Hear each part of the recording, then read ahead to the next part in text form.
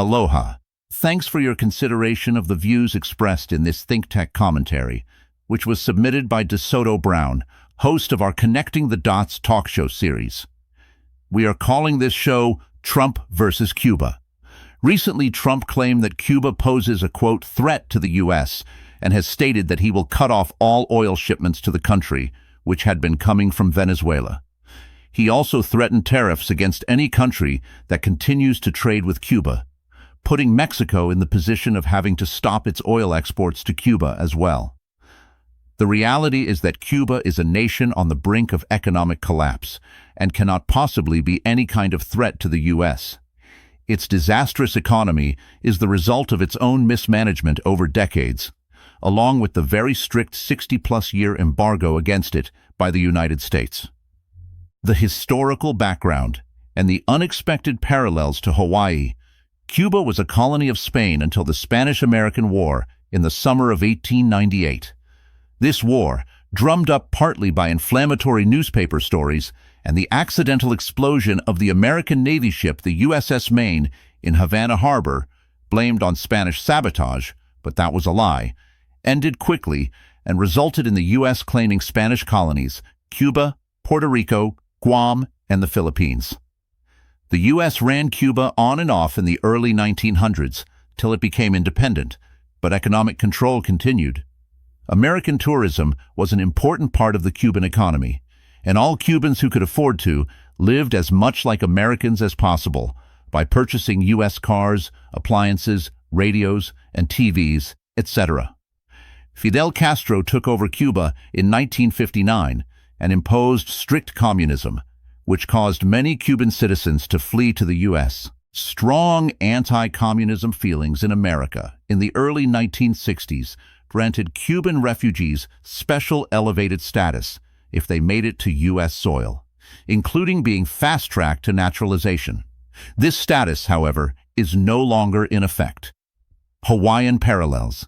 Cuba and Hawaii are located at the same latitude, and both their economies for much of the 20th century were based on growing and processing sugarcane. The U.S. was the main market for both their sugar outputs. The city of Havana surrendered to the U.S. military during the Spanish-American War on the same day that the U.S. staged the annexation ceremony of the Hawaiian Islands, August 21st, 1898. American tourism became increasingly important economically to both economies in the 1950s, and both Havana and Honolulu began to grow with this income, and more hotels were built. When Cuba was taken over by Fidel Castro in 1959, it was the beginning of the end for American tourism, and for that matter, all American and other foreign businesses and investments. Meanwhile, just over 2 months later, Hawaii became the 50th state on March 12, 1959. Soon after, the first passenger jet planes began to serve the Hawaiian Islands. So while Cuba began to shut down in 1959, Hawaii went in the exact opposite direction and started an unprecedented boom. The tallest building in the entire country of Cuba was constructed in 1958.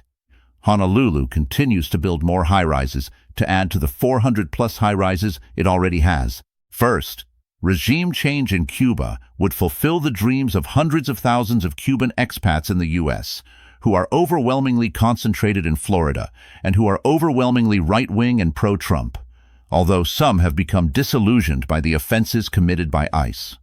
These are MAGA supporters in a red state, so destroying Cuba's government would be a gift to them, along with other refugees from Venezuela and other Latin American countries who are also rightist. Cuba is an economically wrecked country which is ripe to be seized by the U.S. for the benefit of innumerable American businesses and predatory individuals. There is also the desire for vengeance for lost assets by Cuban expat citizens, although all the original refugees have long since died. A number of American corporations also lost substantial money when Fidel ordered all foreign-owned assets seized by his government in 1960. This included more than one American oil company that lost refineries as well as gas stations, along with corporations like Coca-Cola and Hilton Hotels.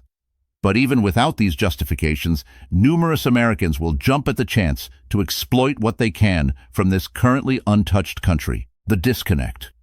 Whatever Trump publicly claims about Cuba and his justifications for punishing it further, nothing he states will be above board or truthful. We can speculate about his actual motivations, but must continue to observe as he says he is in discussion with the Cuban government. These matters are discussed in that talk show. To see the show, go to thinktechhawaii.com or youtube.com/thinktechhawaii and search on the words Trump versus Cuba. Thanks for watching, and thanks for your consideration of the views expressed in this commentary. We'll see you again soon for the next one.